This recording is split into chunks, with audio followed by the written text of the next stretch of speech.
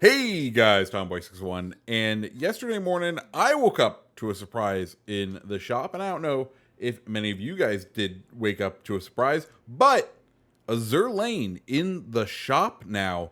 Both waves 1 and 2 are now available to purchase, both the commanders and the ships. So today we're going to go ahead, break down the commanders, who you should buy, or who you should think about buying, who you should probably try to pass, strategies for buying, and also all of that. So first things first, they do have Azure Lane combo packs. I would steer clear of them. They are a lot of money, and I don't think you really need it. Additionally, ships in wave 1, all the ships are just camos. They're cost 5,000 doubloons a piece, which is what the actual commanders on their own cost.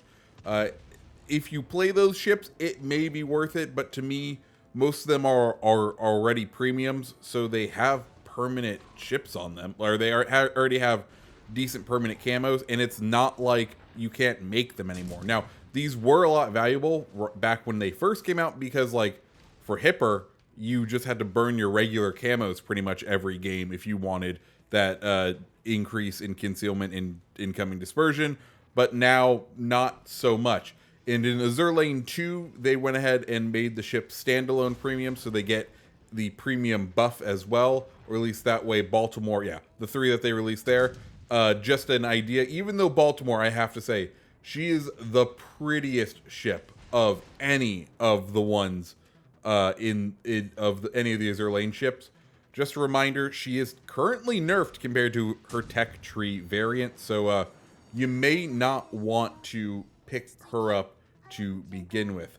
Okay, so let's talk commanders and who you should think about buying. Personally, what I've been doing, because there are commanders here that I wanted, I've been kind of sticking to individual crates. One of the benefits to sticking to the individual crates is, one, crates are duplicate protected in this case. So that means that if you already have one commander, you cannot get that commander again, which means the odds start to work out. Now, they do have price reductions for purchasing out and getting the full sets. If you want a full set of Wave 1 or a full set of Wave 2, it'll cost you 12,500 doubloons.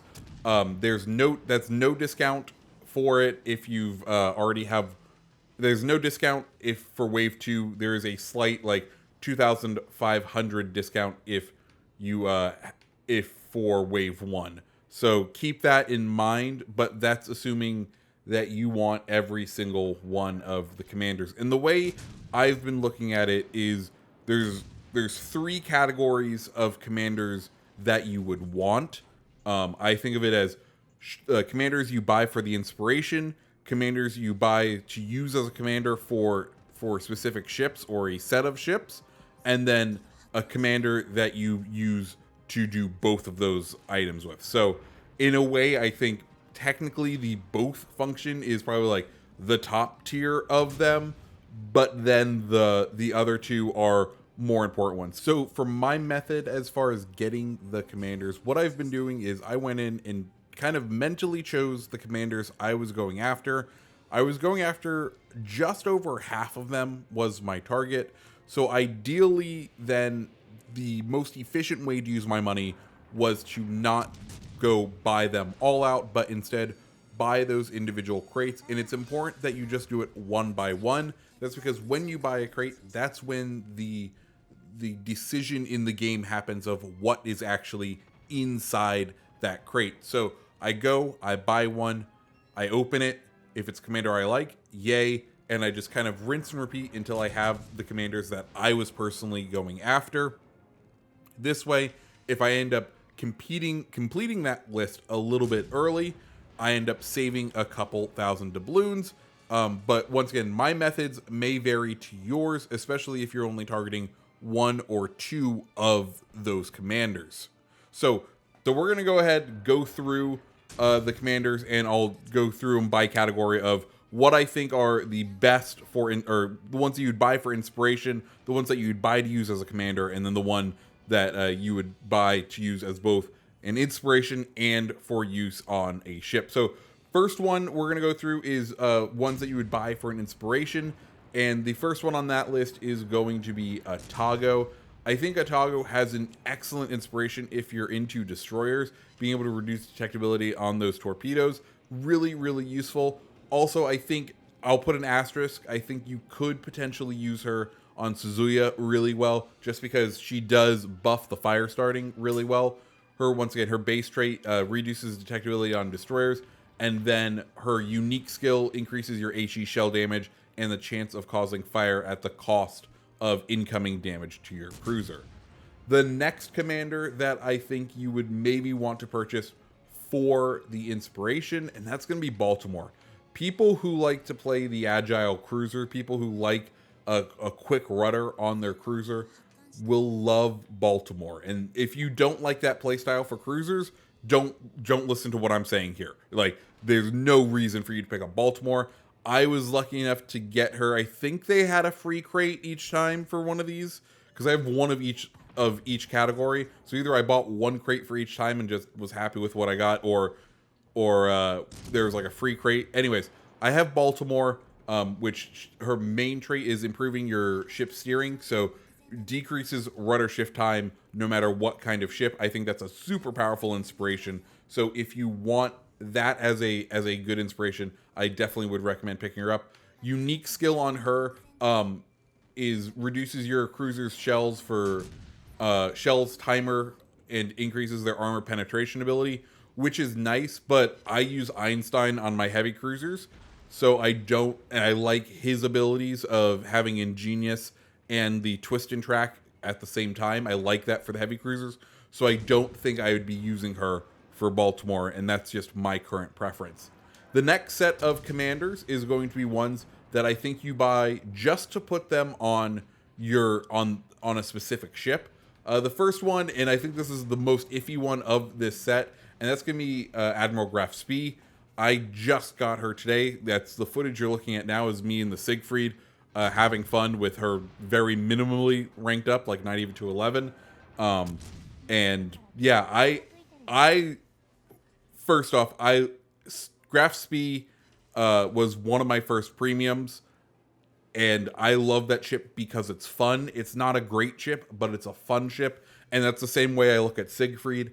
And I know a bunch of my other fellow community contributors recommended the Spee builds on Siegfried when Siegfried came out, and I was like, I kind of feel like I'm missing out. And I mean, that is kind of the point of these community contributor programs, is that we show you the best builds, and sometimes the best builds cost, and unfortunately that encourages y'all to spend the money. Anyways, so I was feeling a little left out, so I saw Spee. I like Siegfried and Graf Spee as ships, and I was like, okay, we're gonna go ahead, purchase her out, put a couple points in her. Base trait is going to increase the amount of HP restored by repair party consumables, and then the unique skill reduces your cruiser's surface and air detection radius, which is interesting, especially now that we have aircraft carriers in the game. The next commander that I would recommend to purchase for use on specific ships is going to be Belfast. Now, saying that, she does have a very powerful base trait, but the base trait really mainly is only going to apply to other British cruisers, so that's why I'm sticking her in this category. Her base trait increases concealment when shooting from inside a smokescreen, something you do a lot of in British light cruisers. Her unique skill is also smokescreen. It increases the smokescreen range and concealment rating when shooting from inside the smokescreen at the cost of reduced number of smoke generator charges. So those are her two unique skills. I think she's going to be super powerful for those that enjoy the British light cruiser play, and I'm one of those people who really enjoys that sort of play. The last ship, or the last commander that I would recommend for just ship use is going to be Nelson. Nelson makes your ship, and specifically the Nelson, but pretty much any of the British battleships, a fire-breathing monster. So her unique skill is going to reduce incoming damage to your battleship, which is nice, but the headliner is going to be the Big 7 perk, which increases the main battery damage of your battleship at the cost of reduced armor penetration, and it just makes things like, it makes the Nelson sing. So I've been really enjoying the Nelson, so she is one commander that I am definitely going to be picking up. And then finally, the last commander, the one that I would recommend that works both as an excellent inspiration and as an excellent use for use on that style of ship, is going to be Scharnhorst. Now, Scharnhorst, one, buffs your dispersion. She's the only commander that has that sort of base trait. So if you were a battleship player, this is like a must-need skill. It is something that makes your guns just that much more accurate, and absolutely is a must-have. It makes her just incredible and a need to have if you are a battleship player. Her unique skill is going to be torpedo launch, which boosts the torpedo speed and range. I think you can get up to like an extra 10 to 15% range. It's a fairly good chunk there. So that is the other one that like, if you're using a German battleship that has torps, Scharnhorst will be an excellent commander for those style of battleships. So those are the ones that I recommend. Going through the others, Fuso, I don't really think has much going for her. Unique trait increases the chance of your battleship's HE shells of causing a fire, which could be interesting if you want to do like a super fire Nelson build, but I don't think I'd be really using her. And then her unique skill is Battle Spirit, which increases the maximum HP of the ship and decreases incoming damage, so makes your ship that much more survivable. The last one in wave 2 is going to be Queen Elizabeth, who kind of has like a almost agility kind of focus for her. Oh, sorry, no, that's Hood. Is going to be Queen Elizabeth. I think I said this when I reviewed them when they first came out. I think they spread the base trait so thin it doesn't really affect much, right?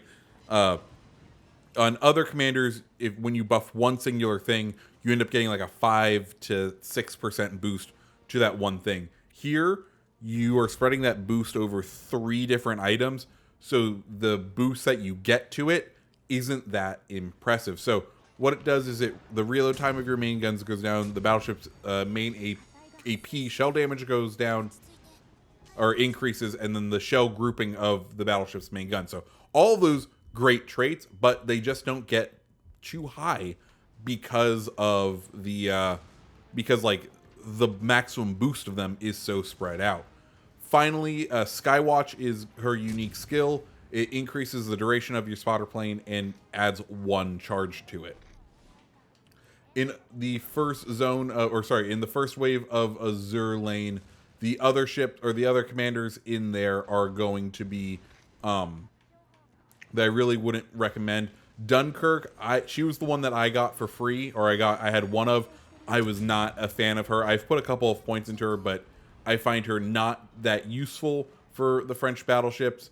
Hipper, she seems okay, but I think the other base commanders are better for her. Her base trait reduces burning damage to your ship, so if you're really hating HE spamming cruisers, maybe be able to put that on your battleship. And her unique skill reduces damage to your cruiser at the cost of longer damage control party reload times, which is like a unique trade-off, but one that I'm not really 100% going to use. And then finally, Hood, who is sort of like an agility build for your battleship. She decreases torp damage, and then also her unique skill increases the speed of your battleship and reduces the reload time of the damage control party. So that is the Azure Lane commanders and who I recommend you purchase or don't purchase. Let me know what you guys think down below. Also, go out there, watch other people's videos to help you make your decision, but this is just mine. Guys, if you liked the video, go ahead and hit the like button, hit the subscribe button, and I hope you have a great rest of your day. See ya.